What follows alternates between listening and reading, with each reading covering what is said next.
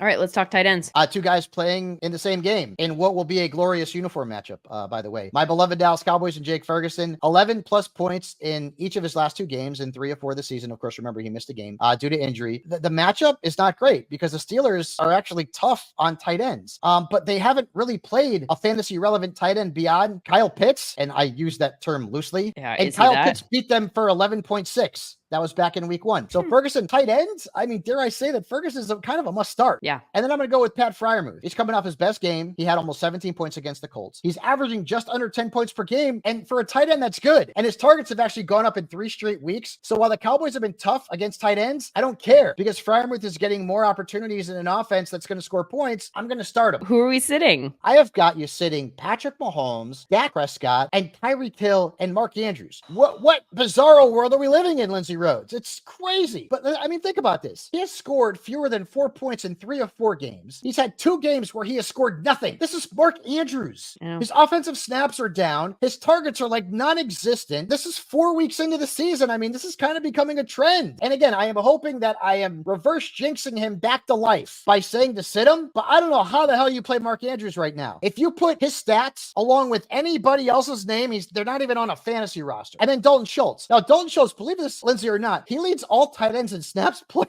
but he's not getting any targets. He's 17th in targets among tight ends. He's averaging fewer than 5 points per game, and the Bills have allowed just one tight end to beat them for more than 8 points in their first 4 games. So this is like one of those situations where, like, even though he's on the field and he's running routes, the targets aren't there. I'm not playing him.